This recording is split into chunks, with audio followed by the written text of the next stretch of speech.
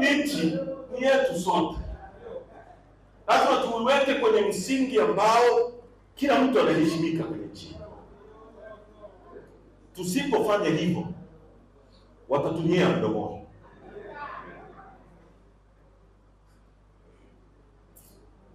Hakuna mtu. Lissu yuko mstari wa mbele, ametoa uhai wake kwa ajili ya nchi anayoipenda. Equal kama wewe unavyopenda Tanzania hii. Lazima muelewe wajibu, the role of the universities. Kama wanafunzi wa vyuo vikuu, wajibu wa vijana. Mabadiliko duniani yanaletwa na vijana na watu maskini. Yanaletwa na vijana kwa sababu ya aspiration zao, ya imani zao, ya needs zao. Na hakuna kosa kuwa na aspiration. You aspire to be a president. Hakuna kosa katika hilo. Wanataka wakuaminishe kwamba ni kosa kuwa na aspiration za kuwa rais.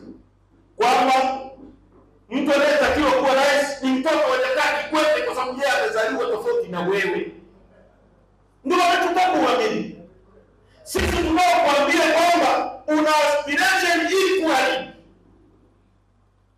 kama alizonazo Ridhiwani, actually unamzidi Ridhiwani kwa sababu advantage aliyonayo pekee ni kwamba amezaliwa na babake akiwa rais. Ridhiwani amezaliwa na babangu, labda angekuwa mchoma mkaa.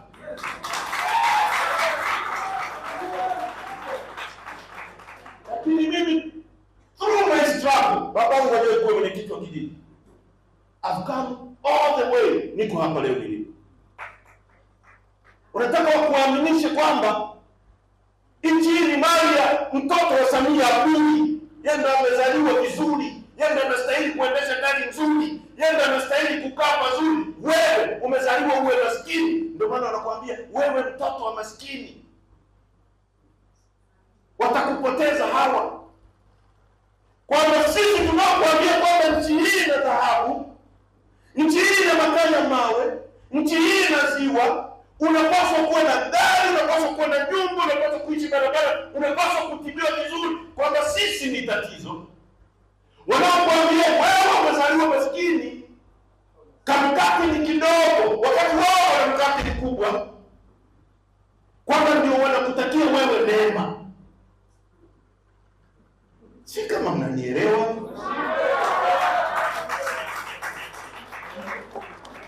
Ndugu zangu, wajibu wa wanafunzi wa vyuo vikuu duniani na vijana ni kuleta mabadiliko.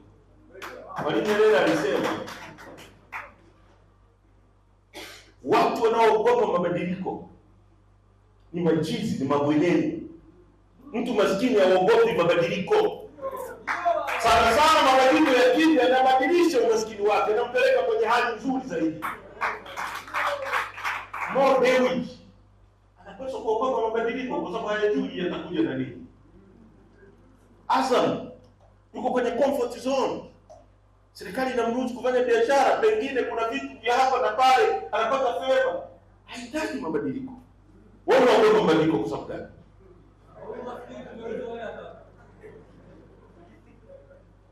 Unaogopa mabadiliko kwa sababu ipi? Wewe unahitaji mabadiliko. Na ndio maana nimekuja kwenu kuwaomba kutimize wajibu wenu. Wajibu wa vijana wa vyuo vikuu wamezungumza hapo. Amezungumza pale mwenyekiti wa Ilemela. Zamani vyuo vikuu ilikuwa ni sehemu ya mijadala mikubwa ya nchi. Amezungumza. Wangapi wamemsikiliza mzee Warioba? Wangapi wamemsikiliza mzee Warioba? Amesema kwamba ajenda ya nchi ilikuwa inasetiwa kwenye chuo kikuu. Mwalimu Nyerere, waasisi wa nchi hii, anakwenda pale na wasikiliza wasomi. Mnasemaje? Kwa sababu nyie mnaona. Alifananisha wasomi na mtu mmoja ambaye ni maskini. Ametumwa kutoka kwenye nchi yake, watu wote wakamchangia chakula wakati wa njaa, ili akatafute chakula nchi ya mbali awaletee. Maana yake kijiji kinakuona wewe ni savior, wewe ni miongoni mwa watu wachache ambao mmebahatika kutoka kijijini kwenu mmefika chuo kikuu. Sio watu wote kijijini kwenu wamefika chuo kikuu. Umekwenda kupata mwanga, umekwenda anakifananisha na chakula. Urudi ubadilishe kijiji chenu. Kama mtu anaonewa na mtendaji, mwambie mtendaji una haki ya kuonea. Lakini hao watu wanakuaminisha kwamba usoni ni ubinafsi. Jiangalie wewe. Kwa nani haogopi kufa? I would love to live a long life. Na watoto na mke, I love them. Wakati wote tunapofanya kazi hii, tunaelewa hatari iliyoko mbele yetu. Tumekubali watoto wetu wawe yatima wakati wote. We need your support. Tumekubali wake zetu wawe wajane.